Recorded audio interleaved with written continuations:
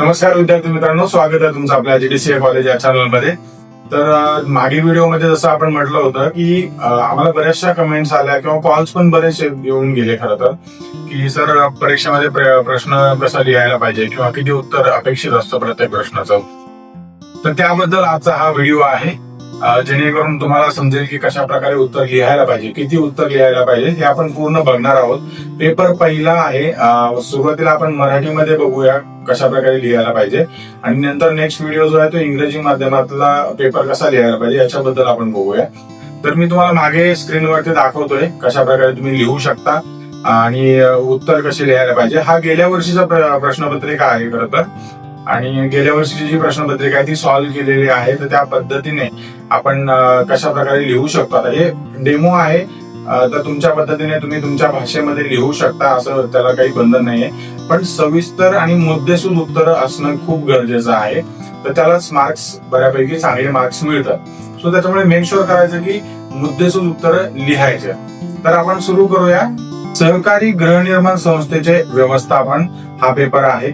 तर हा पेपर आपण मराठीमध्ये कशा प्रकारे लिहायला पाहिजे याबद्दल आपण चर्चा करूया. 2025 गेल्या वर्षीचा पेपर आहे हा, मे 2025चा. तर त्याची उत्तरं आपण याच्यामध्ये दिलेली आहेत. पहिला प्रश्न होता रिकाम्या जागा भरा, हे मागे दिसते तुम्हाला. तर रिकाम्या जागा भरा हा प्रश्न 10 मार्क्सला आहे. तर हा प्रश्न 10 मार्क्सचा प्रश्न असल्यामुळे पहिला प्रश्न त्याच्यामध्ये मोफा विचारलेला आहे. मोफा म्हणजे काय? तर मोफा म्हणजे Maharashtra ownership flats act. Maharashtra ownership flats act हे त्याचं उत्तर आहे.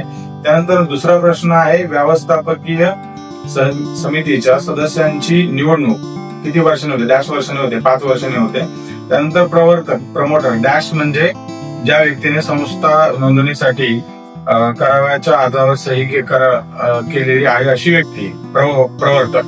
त्यानंतर चौथा आहे संस्थेच्या प्रत्येक सर्वसाधारण सभेला संस्थेच्या एकूण सभासद संख्याच्या 2/3 सभासद किंवा 25 किंवा 20 पण येऊ शकतो तिथे सभासद यापैकी जी संख्या कमी असेल तितके सभासद हजर राहिल्यास गणपूर्ती होती किंवा होईल. तर जे गाळलेल्या जागा आहे तर असं अंडरलाईन करायचं फक्त, जेणेकरून ते समजेल. त्यानंतर 5वा आहे गठीत झालेल्या समितीच्या गठनाच्या तारखेपासून 8ला अंडरलाईन दिवसाच्या आत निवडून आलेल्या समितीचे व मावळत्या समितीचे एकत्रित सभा घेणे आवश्यक आहे. त्यानंतर 6वा आहे संस्थेच्या सभासदांचे रजिस्टर ER, तिथे ई झालेलं चुकून, तर ते आय नमुना फॉर्म आय म्हणतो आपण त्याला, नमुन्यात केलेले आत ठेवलेले पाहिजे. त्यानंतर 7वा आहे विशेष सर्वसाधारण सभेच्या बाबतीत 8 दिवसाची नोटीस सभासदांना दिली पाहिजे, तिला 8ला अंडरलाईन. त्यानंतर संस्थेच्या अध्यक्ष संस्थेच्या सचिव याच्याकडे पत्र पाठवून आपला अध्यक्षपदाचा राजीनामा देऊ शकेल असं आहे. त्यानंतर आहे 9वा संस्थेची वार्षिक सर्वसाधारण सभा प्रतिवर्षी 30 सप्टेंबर रोजी किंवा त्यापूर्वी भरवली गेली पाहिजे, 30 सप्टेंबरला अंडरलाईन. त्यानंतर 10वा आहे समितीच्या सभा जितक्या वेळा आवश्यक आहे तितक्या वेळा भरवतील, मात्र महिन्यातून किमान एकदा तरी सभा झाली पाहिजे किंवा झाल्या पाहिजे. एकदाला अंडरलाईन करायची किंवा एक वन्स. त्यानंतर दुसरा प्रश्न येतो संक्षिप्त शब्दाचा सविस्तर लिहा. म्हणजे थोडक्यात काय की फुल फॉर्म लिहायचा सगळ्या शब्दांचा. 10 आहेत, कोणतेही सॉल्व्ह करायचे. प्रत्येक प्रश्नाला 2 मार्क बरोबर उत्तराला. 20 मार्कचा प्रश्न आहे हा. पहिला 10 आणि हा दुसरा 20. 2 प्रश्न 30 मार्कचे. नाबार्ड आहे. पहिला नाबार्ड म्हणजे नॅशनल बँक ऑफ नाबार्ड आहे. पहिले नाबार्ड आहे. नाबार्ड म्हणजे national bank for agricultural and rural development, म्हणजे राष्ट्रीय कृषी आणि ग्रामीण विकास बँक. त्यानंतर दुसरा आहे MHADA, Maharashtra housing and area development authority, Maharashtra गृहनिर्माण व क्षेत्र विकास प्राधिकरण. त्यानंतर WTO वर्ल्ड ट्रेड ऑर्गनायझेशन म्हणजे जागतिक व्यापार संघटना. त्यानंतर नाफेड आहे, national agricultural cooperative marketing federation of India, राष्ट्रीय कृषी सहकारी विपणन महासंघ. त्यानंतर IDBI industrial development bank of India, भारतीय औद्योगिक विकास बँक असं नाव आहे त्या बँकेचं. वॅमनिकॉमचं पण विचारलंय, जसं आपण वैकुंठ मेहता म्हणतो. Vaikunth Mehta National Institute of Cooperative Management, Vaikunth Mehta राष्ट्रीय सहकारी व्यवस्थापन संस्था. PWD पब्लिक वर्क डिपार्टमेंट, सामाजिक बांधकाम विभाग. त्यानंतर NHB नॅशनल हाऊसिंग बँक, राष्ट्रीय गृहनिर्माण बँक. युनोचं विचारलंय, युनायटेड नेशन ऑर्गनायझेशन, संयुक्त राष्ट्र संघटना. MRSS विचारले, महाराष्ट्र राज्य सहकारी संघ, महाराष्ट्र राज्य सहकारी संघ. त्यानंतर YCMOचे विचारले, यशवंतराव चव्हाण महाराष्ट्र ओपन युनिव्हर्सिटी, यशवंतराव चव्हाण महाराष्ट्र मुक्त विद्यापीठ असं मराठीत आहे. त्यानंतर RCS असं विचारलंय, रजिस्ट्रार ऑफ कोऑपरेटिव्ह सोसायटी म्हणजे सहकारी संस्थेचे निबंधक. हे 12 गाळलेल्या जागाची उत्तर. त्यानंतर तिसरा प्रश्न आहे टिपा लिहा. त्याच्यामध्ये कोणत्याही 4 टिपा लिहायच्या, प्रत्येकी 5 मार्कला 1 टिपा आहे. तर 20 गुणांची हा 20 गुणांचा प्रश्न आहे. पहिली टीप आहे सेवा विकास सहकारी संस्था. आता सेवा विकास सहकारी संस्था, सेवा विकास सहकारी संस्था म्हणजे अशा संस्था ज्या आपल्या सभासदांना विविध प्रकारच्या सेवा पुरवण्यासाठी स्थापन केल्या जातात. ज्याच्यामध्ये आता हे जे आहे ना, याच्यामध्ये आपल्याला किती उत्तर लिहायचे, किती प्रमाणात लिहायचे हे आपण बघूया. मी तुम्हाला सांगेल की साधारणपणे 6 ओळीचं उत्तर लिहिलं अपेक्षित आहे. तर सभासदांना विविध प्रकारच्या सेवा पुरवण्यासाठी स्थापन केलेल्या जातात. या संस्थांचा मुख्य उद्देश वस्तूचे उत्पादन किंवा व्यापार नसून सभासदांना आवश्यक सेवा उपलब्ध करून देणे हा असतो. उदाहरणार्थ गृहनिर्माण संस्था, पतपुरवठा संस्था, ग्राहक संस्था इत्यादी. या संस्था परस्पर सहकार्य व स्वावलंबन या तत्वावर कार्य करतात. सभासदांचे जीवनमान उंचावणे व समाज कल्याण साधणे हे या संस्थेचे मुख्य ध्येय असते. दुसरी टीप त्याच्यावरती विचारले, विशेष सर्वसाधारण सभा म्हणजेच स्पेशल जनरल बॉडी मीटिंग म्हणजे एखाद्या विशिष्ट व तातडीच्या कारणासाठी बोलवण्यात येणारी संस्थेची सर्व सभासदांची सभा. ही सभा वार्षिक सर्वसाधारण सभेची वाट न पाहता घेतली जाते. व्यवस्थापकीय समिती स्वतःहून किंवा एकूण सभासदांच्या 1/4 सभासदांनी लेखी मागणी केल्यावर ही सभा बोलवू शकते. अशा सभेसाठी किमान 8 पूर्ण दिवसाची आगाऊ नोटीस सर्व सभासदांना देणे बंधनकारक आहे. या सभेत केवळ नोटिशीत नमूद केलेल्या विषयावरच चर्चा व निर्णय घेता येतात. गणपूर्तीसाठी एकूण सभासद उपस्थिती असणे आवश्यक आहे. एकूण सभासद संख्येच्या 2/3 म्हणजे 25 सभासद यापैकी कमी असलेली कोणती संख्या उपस्थित असणं गरजेचं आहे. गाळलेली जागा सुद्धा आली वरती. त्यानंतर तिसरा आहे सभासदांचे अधिकार, राईट्स ऑफ मेंबर्स. सहकारी गृहनिर्माण संस्थेच्या प्रत्येक सभासदाला खालील दिलेले जे अधिकार असतात ते प्राप्त असतात. पहिला असतो मतदानाचा अधिकार. मतदानाचा अधिकार म्हणजे सर्वसाधारण सभेत व व्यवस्थापकीय समितीच्या निवडणुकीत मतदान करण्याचा अधिकार, निवडणूक लढवण्याचा अधिकार, पात्र असल्यास व्यवस्थापकीय समितीवर निवडणूक लढवण्याचा अधिकार असतो, सभेस उपस्थित राहण्याचा अधिकार असतो, सर्वसाधारण सभांना उपस्थित राहून चर्चेत सहभागी किंवा भाग घेण्याचा अधिकार असतो, हिशोब तपासण्याचा अधिकार असतो, संस्थेची खाती नोंदवाया व दस्तावेज पाहण्याचा अधिकार असतो, माहिती मिळवण्याचा अधिकार असतो, ठरावांची व निर्णयाची माहिती मिळवण्याचा त्यांना अधिकार असतो, हस्तांतरणाचा अधिकार असतो, उपविधीनुसार सदनिका हस्तांतरित करण्याचा अधिकार असतो, तक्रार करण्याचा अधिकार, अनियमिततेविरुद्ध निबंधकाकडे तक्रार करण्याचा अधिकार असतो, शेअर प्रमाणपत्र मिळवण्याचा अधिकार असतो, सभासदत्वाचे शेअर प्रमाणपत्र मिळवण्याचा अधिकार असतो. म्हणजे थोडं लिहायचं त्याच्याबद्दल. त्यानंतर चौथा आहे गृहनिर्माण संस्थेची व्याख्या. ही चौथा टीप आहे, त्याच्यावरती लिहायची आपल्याला. महाराष्ट्र सहकारी संस्था अधिनियम 1960 अंतर्गत गृहनिर्माण सहकारी संस्था म्हणजे अशी संस्था जिचा उद्देश आपल्या सभासदांना केवळ निवासी घरे, जमीन किंवा सदनिका उपलब्ध करून देणे हा असतो. जर जमीन उपलब्ध करून दिली असेल तर त्यावर घरे किंवा सदनिका बांधण्यासाठी अशा कार्यासाठी वित्त पुरवठा करणारी स्थापन केलेली संस्था म्हणजे गृहनिर्माण सहकारी संस्था होय. ही संस्था सहकार, लोकशाही व्यवस्थापन आणि स्वयंसहाय्य या तत्वावर कार्य करत असते. संस्था महाराष्ट्र सहकारी संस्था अधिनियम 1960 अन्वये ठरवतात. त्यानंतर पाचवा आहे गृहनिर्माण संस्थेचा निधी उभारणी. सहकारी गृहनिर्माण संस्था खालील मार्गाने आपला निधी उभारते. पहिला भाग भांडवल म्हणजे शेअर कॅपिटल. सभासदत्व देताना सभासदांकडून घेतले जाणारे भाग भांडवल, प्रवेश शुल्क, एंट्रन्स फी, सभासदत्व देताना आकारले जाणारे शुल्क, देखभाल शुल्क, मेंटेनन्स चार्जेस, इमारत व सामायिक जागेच्या देखभालीसाठी दरमहा सभासदांकडून वसूल केले जाणारे शुल्क, दुरुस्ती निधी, रिपेअर फंड, त्याच्यामध्ये नियमित दुरुस्तीसाठी जमा केला जाणारा निधी, सिंकिंग फंड, मोठ्या दुरुस्ती व पुनर्बांधणीसाठी जमा केला जाणारा निधी, त्यानंतर कर्ज, लोन्स, बँका, म्हाडा, त्यानंतर NHB किंवा इतर वित्तीय संस्थांकडून घेतले जाणारे कर्ज, अनुदान व सबसिडी म्हणजे ग्रांट्स अँड सबसिडीज, त्याच्यामध्ये शासन किंवा निमशासकीय संस्थांकडून मिळली जाणारी मदत, वाहनतळ शुल्क व इतर शुल्क, उपविधीनुसार आकारण्यात येणारे विविध शुल्क त्याच्याबद्दल आहे. त्यानंतर आहे 6वं सहकारी संस्थेचे उपविधी, मॉडेल हाऊसिंग सोसायटी बायलॉज. उपविधी म्हणजे सहकारी गृहनिर्माण संस्थेच्या कारभाराचे नियमन करणारे नियम व तरतुदी होत. हे उपविधी महाराष्ट्र सहकारी संस्था अधिनियम 1960 अन्वये तयार केले जातात. उपविधीमध्ये संस्थांचे नाव, उद्देश, कार्यक्षेत्र, सभासदत्वाच्या अटी, व्यवस्थापकीय समितीची रचना, सभासदांचे नियम, निधी उभारणी, हिशोब ठेवणे, विवाद सोडवण्यासाठी पद्धत, त्याच्या इतर बाबींचा समावेश असतो. त्यानंतर नोंदणी निबंधकांसाठी मंजूर केलेले आदर्श उपविधी मॉडेल बायलॉज सर्व गृहनिर्माण संस्थांना लागू होतात. उपविधीत बदल करण्यासाठी सर्वसाधारण सभेची मंजुरी व निबंधकाची परवानगी आवश्यक असते. उपविधी म्हणजे संस्थेचा मूलभूत कायदा असतो आणि प्रत्येक सभासद व समिती यास बाधित असते. प्रश्न चौथा अ. आता चौथा अ मध्ये गृहनिर्माण सहकारी संस्थेतील सभासदांच्या देखभाल, दुरुस्ती, सामायिक जागेचा वापर, सुविधा व प्रतिबंधित क्षेत्र याविषयी असणाऱ्या जबाबदाऱ्या व बंधने याबद्दल मी विचारलेला आहे. तर तो प्रश्न आहे 15 गुणाचा. 15 मार्क्स आहे, त्याला पूर्ण लिहायचं. तर कशा प्रकारे उत्तर असेल? देखभालीबाबत जबाबदाऱ्या. प्रत्येक सभासदाने व्यवस्थापकीय समितीने ठरवलेले देखभाल शुल्क नियमितपणे भरणे बंधनकारक आहे. सभासदांनी आपली सदनिका स्वच्छ सुव्यवस्थित ठेवणे आवश्यक आहे. संस्थेच्या पूर्व परवानगी शिवाय कोणत्याही संरचनात्मक बदल करता येणार नाही. इमारतीस कोणतीही इजा झाल्यास त्वरित व्यवस्थापकीय समितीस कळवणे आवश्यक आहे. त्यानंतर दुरुस्तीबाबत जबाबदाऱ्या आहेत, ज्याच्यामध्ये सदनिकेच्या आतील दुरुस्ती सभासदांनी स्वतःच्या खर्चाने करावी. बाह्य संरचनात्मक व सामायिक जागेच्या दुरुस्तीसाठी सर्व सभासदांनी दुरुस्ती निधी व सिंकिंग फंड यामध्ये नियमित योगदान देणे बंधनकारक आहे.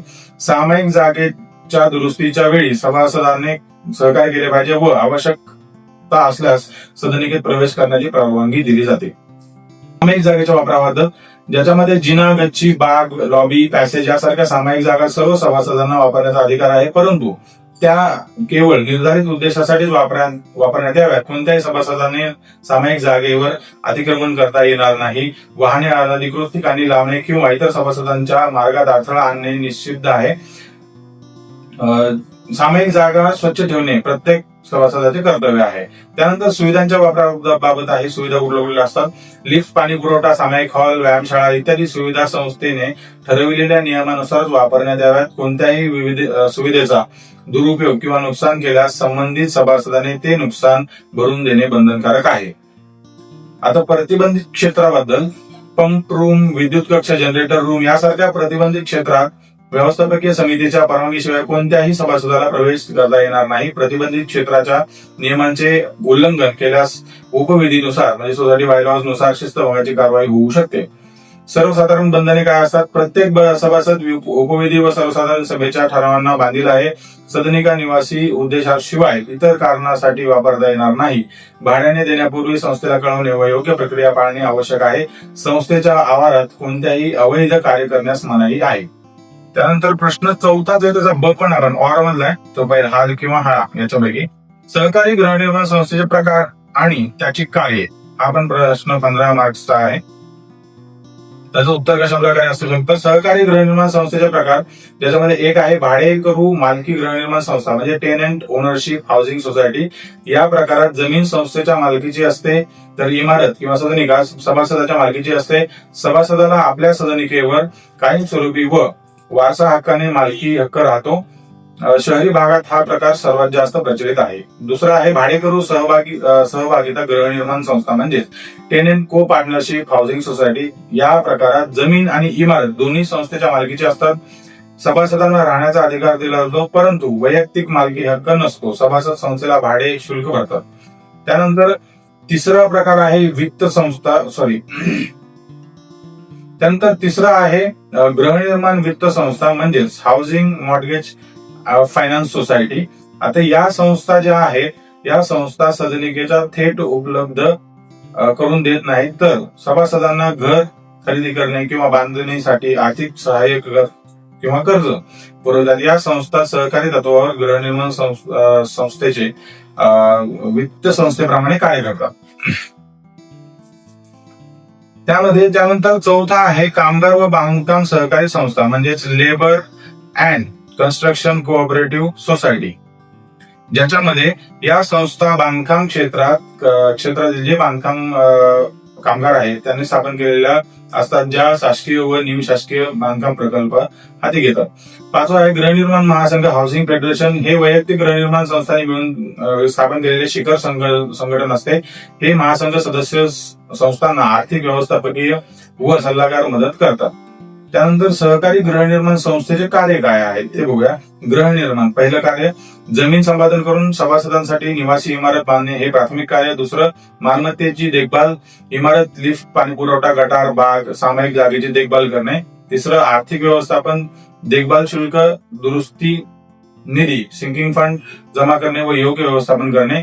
चौथं कायदेशीर अनुपालन, महाराष्ट्र सहकारी संस्था अधिनियम, स्थानिक स्वराज्य संस्थेचे नियम, अग्निसुरक्षा नियम याचे पालन करणे. 5वं विवाद निराकरण, सभासदांमधील वाद व्यवस्थापकीय समिती मार्फत किंवा निबंधकाकडे पाठवून देणे. 6वं सभासद कल्याण, सांस्कृतिक सामाजिक कल्याणकारी कार्यक्रम राबवणे. 7वं नोंदी ठेवणे, हिशोबाच्या वह्या, सभासदाचे रजिस्टर, सभांचे इतिवृत्त व इतर वैधानिक नोंदी ठेवणे. 8वं प्रतिनिधित्व, शासकीय यंत्रणा, महापालिका व इतर संस्थांसमोर सभासदांचे प्रतिनिधित्व करणे. तर याप्रमाणे हे 8 होतात.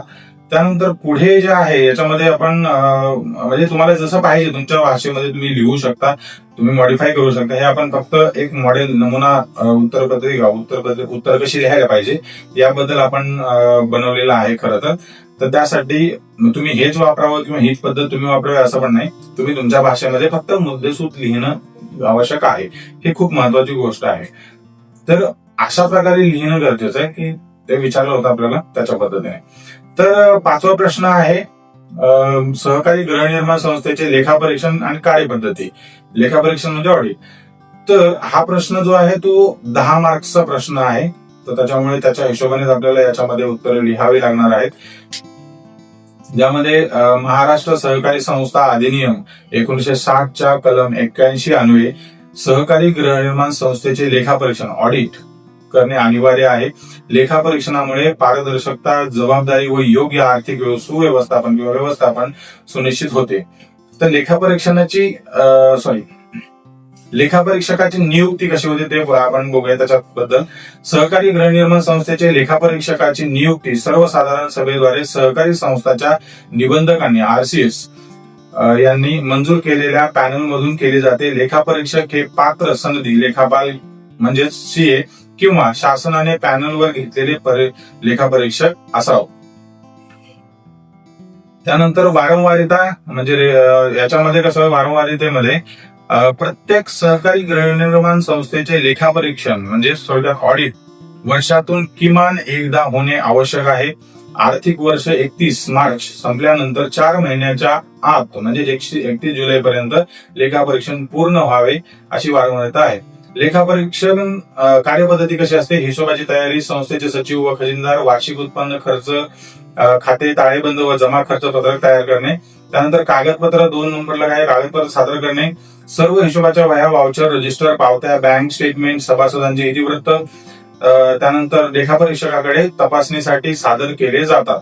त्यानंतर तिसरं आहे रोख व बँक शिल्लकेची पडताळणी. लेखापरीक्षक रोख शिल्लक व बँक शिल्लक, बँक पासबुक व स्टेटमेंट्स हे सर्व तपासतो.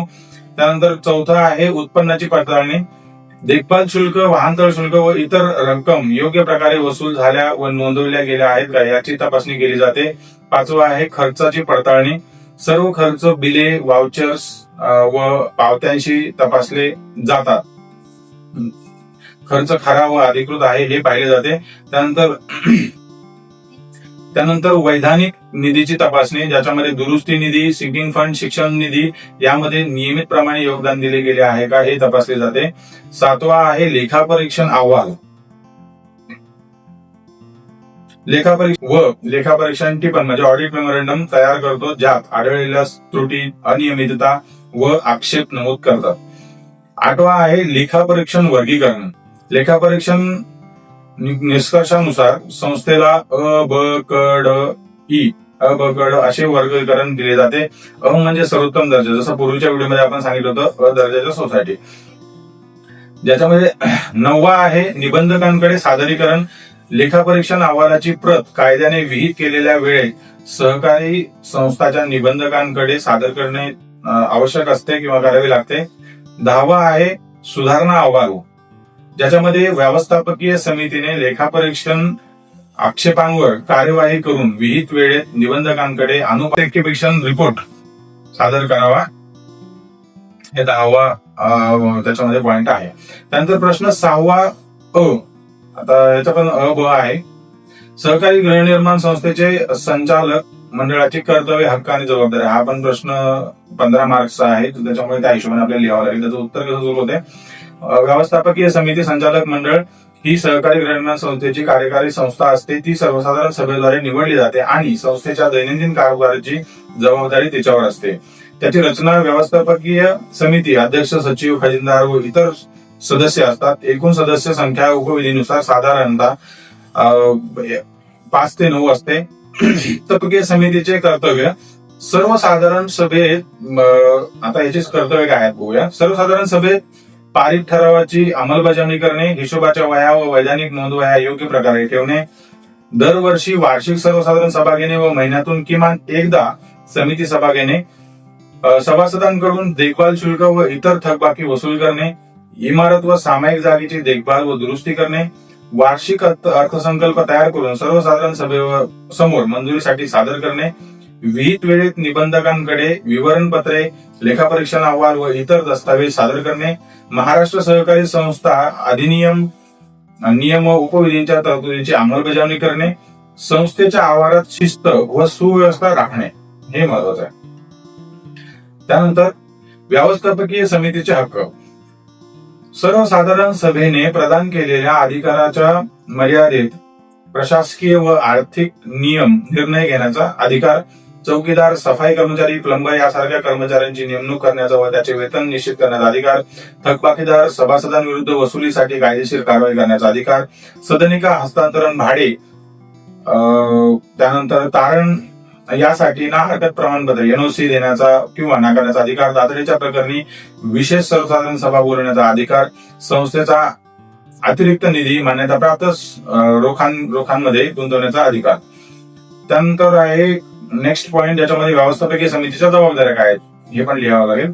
सर्व सभासदांच्या हिताचे रक्षण करणे व वैयक्तिक स्वार्थासाठी निर्णय न घेणे, इमारत व पायाभूत सुविधांचे योग्य देखभाल करणे, उपविधीची अंमलबजावणी करणे व सर्व सभासदांकडून त्याचे पालन करून घेणे, सर्व आर्थिक व प्रशासकीय व्यवहारात पारदर्शकता राखणे, सभासदाच्या तक्रारी व समस्या त्वरित व न्यायोचित पद्धतीने हाताळणे, आर्थिक अनियमितता व गैरव्यवस्थापनासाठी समिती सदस्य सामूहिक व वैचारिकरित्या जबाबदार असतात. त्यानंतर संस्थेचा वापर कोणत्याही बेकायदेशीर उद्देशासाठी होणार नाही याची काळजी घेणे. प्रश्न 6वा त्यातलाच ब और आपण तो पण सोडवलेला आहे. तर प्रश्न विचारलेला आहे, गृहनिर्माण संस्थेने ठेवाव्याच्या हिशोब पुस्तके, कागदपत्रे व नोंद पुस्तकांची यादी. हा प्रश्न सुद्धा 15 मार्क्सचा आहे. हिशोबाच्या वह्या, रोख वही ज्याच्यामध्ये आपण कॅशबुक म्हणतो, दैनंदिन रोख जमा व खर्चाच्या नोंदी असतात त्याच्यामध्ये, खाते वही, लेजर, वैयक्तिक सभासद, लेनदार व देणेकरी यांची खाते, जर्नल, इतर वह्यामध्ये न नोंदवलेल्या विविध नोंदी याच्यामध्ये असतात, जमा खर्च पत्रक ज्याच्यामध्ये रिसीट आणि पेमेंट अकाउंट, वर्षभरातील सर्व रोख व्यवहाराचा सारांश याच्यामध्ये असतो, उत्पन्न खर्च खाते, इन्कम अँड एक्सपेंडिचर अकाउंट, वर्षातील शिल्लक किंवा तूट दर्शवते, ताळेबंद बॅलन्स शीट 31 मार्चला संस्थेची आर्थिक स्थिती दर्शविते, bank passbook, bank statement, bank खात्यावरील सर्व व्यवहाराच्या नोंदी असतात, गुंतवणूक नोंदवही इन्व्हेस्टमेंट रजिस्टर म्हणतो, संस्थेच्या गुंतवणुकीच्या नोंदी याच्यामध्ये असतात, वाउचर फाईल, सर्व देयक बिल व पावत्यासह याच्यामध्ये ठेवलेल्या असतात.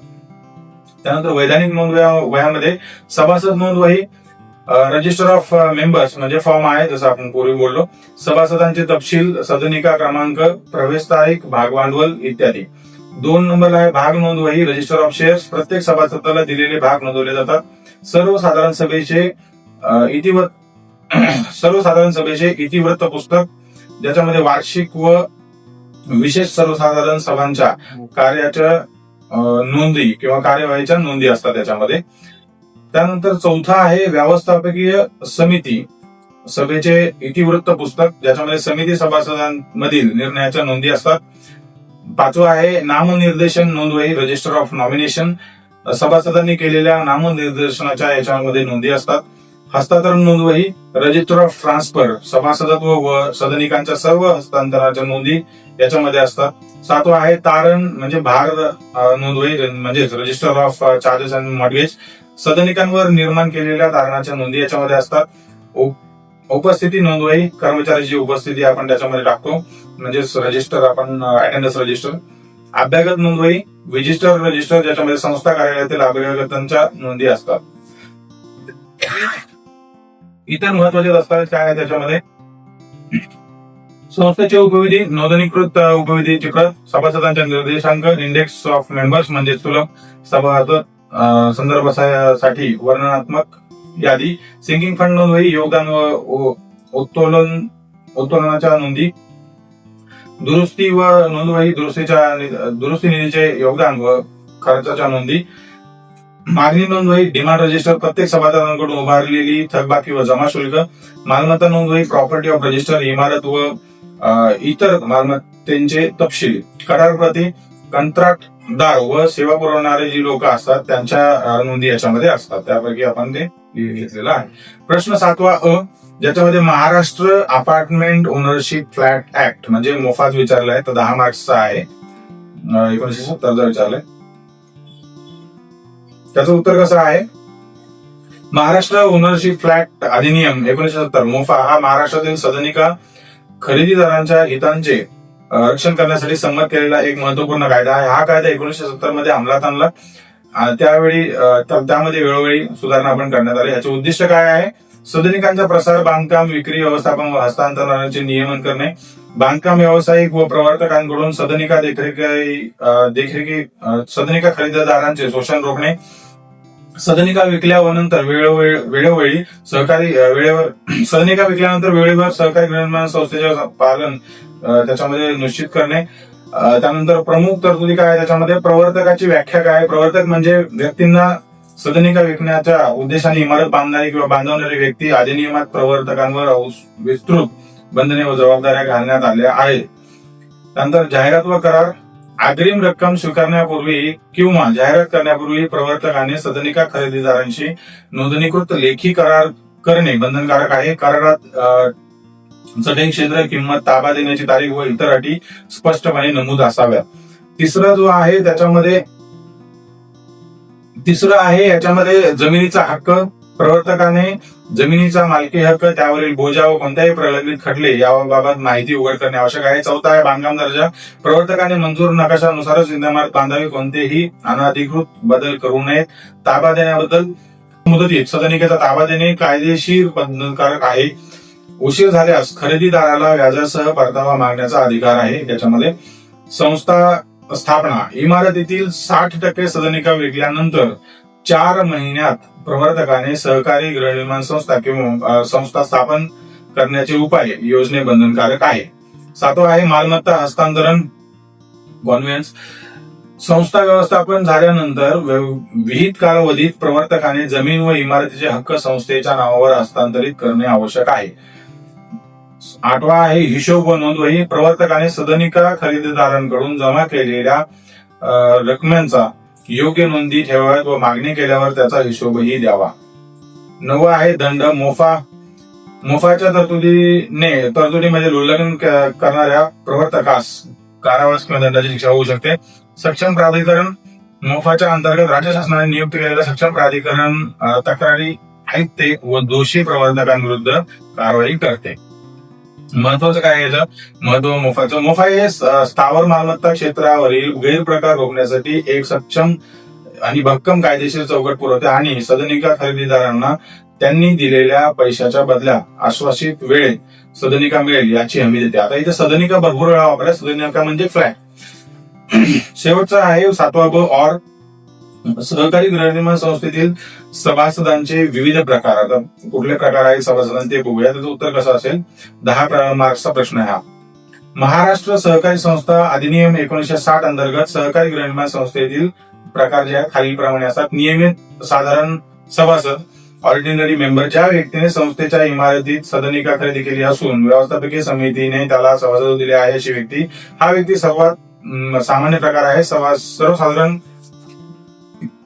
सभाभाग धारण करतात त्यांना सर्व देणे हे उत्तर आहे. 2 सहयोगी सभासद असोसिएट मेंबर. जो व्यक्ती साधारण सभेसोबत सदनिकेचा संयुक्त मालक असतो, शेअर प्रमाणपत्रावर त्याचे नाव असते. दुसऱ्या क्रमांकावर सहयोगी सभासद सभेस उपस्थित राहू शकतो, परंतु साधारण सभासद अनुपस्थित किंवा अक्षम असल्यास मतदान करू शकतो. सहसा त्याची पत्नी किंवा पती असे कुटुंबातील एक सदस्य सहभागी होऊ शकतो. नाममात्र सभासद नॉमिनल मेंबर. जो व्यक्ती सदनिकेचा मालक नाही पण विशिष्ट उद्देशासाठी संस्थेशी जोडला आहे किंवा संलग्न आहे, उदाहरणार्थ भाडेकरू नाममात्र सदस्य सभासदाचे अधिकार अत्यंत मर्यादित असतात. मतदान त्यांना करता येत नाही किंवा पदावर निवड घेता येत नाही. सहानुभूती सदस्य सिम्पथायझर मेंबर. जो व्यक्ती किंवा संस्थेच्या उद्दिष्टासाठी सहमत आहे पण प्रत्यक्षात लाभ घेत नाही असे सभासद मतदान करू शकत नाहीत किंवा पद धारण करू शकत नाहीत, परंतु आर्थिक व नैतिक सहाय्य करू शकतात. 5वा कनिष्ठ सभासद ज्युनियर मेंबर. 18 वर्षाखालील अल्पवयीन व्यक्ती ज्याला पालकाद्वारे सभासदत्व दिले जाते. कनिष्ठ सभासद मतदान करू शकत नाहीत किंवा संस्थेत कोणतेही पद धारण करू शकत नाहीत. 6वा तात्पुरता सभासद प्रोव्हिजनल मेंबर. ज्या व्यक्तीने सभासदत्वासाठी अर्ज केला आहे परंतु अर्ज अद्याप अंतिम मंजुरीच्या प्रतीक्षेत आहे, तात्पुरत्या कालावधीत मतदानाचा अधिकार त्यांना नसतो. शासन सभासद म्हणजे government as a member. Maharashtra सहकारी संस्था अधिनियमाच्या कलम 22 अन्वये राज्य सरकार किंवा केंद्र सरकार एखाद्या सहकारी संस्थेच्या भाग भांडवलात योगदान दिल्यास सभासद होऊ शकते. तर हे जे सर्व प्रश्न आहेत, आपण परीक्षेच्या जो प्रश्न आहे परीक्षेमध्ये विचारला गेला होता त्याच्या आवश्यकतेनुसार आपण याची उत्तरं लिहिलेली आहेत. हे एक स्टँडर्ड भाषेमध्ये लिहिलेले आहेत. खरं तर त्याच्यामध्ये बऱ्याचशा गोष्टी तुम्हाला समजणार नाहीत, पण तुम्ही तुमच्या भाषेत लिहू शकता. जिथं आपण सदनिका म्हटलंय तिथं तुम्ही फ्लॅट लिहू शकता, असं काही प्रॉब्लेम नाहीये.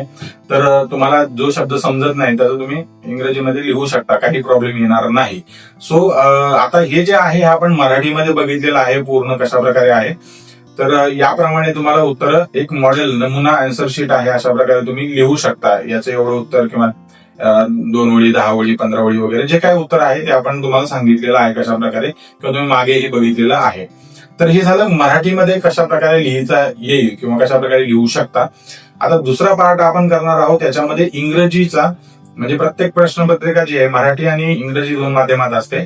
तर आपण दुसरा पार्ट जो आहे यामध्ये करणार आहोत की इंग्रजी भाषामध्ये कशा प्रकारे तुम्ही उत्तर लिहू शकता, त्याचं किती प्रमाणात उत्तर लिहायला पाहिजे किंवा अपेक्षित आहे हे आपण बघूया. तर याप्रमाणे तुम्हाला करता येऊ शकतं, एक्झाम लिहिता येऊ शकते. तर तुमच्यावरती अवलंबून आहे, पण तुम्ही तुमच्या भाषेमध्ये फक्त मुद्देसूद, मी 3-4 वेळा सांगितलेली गोष्ट, फक्त मुद्देसूद लिहिणं गरजेचं आहे, व्यवस्थित लिहिणं गरजेचं, त्याची मांडणी व्यवस्थित करा. पण दॅट्स इट. हे त्या प्रकारे तुम्हाला करता येऊ शकतं. हा व्हिडिओ आवडला असेल तर लाईक करा आणि शेअर करा आपल्या गरजू विद्यार्थ्यांपर्यंत ज्यांना जीडीसीए ची एक्झाम द्यायची आहे. आणि अशाच माहितीपूर्ण व्हिडिओसाठी आपल्या जीडीसीए कॉलेज या चॅनलला सबस्क्राईब करा. भेटूया पुढील व्हिडिओमध्ये नवीन माहितीसह. तोपर्यंत नमस्कार.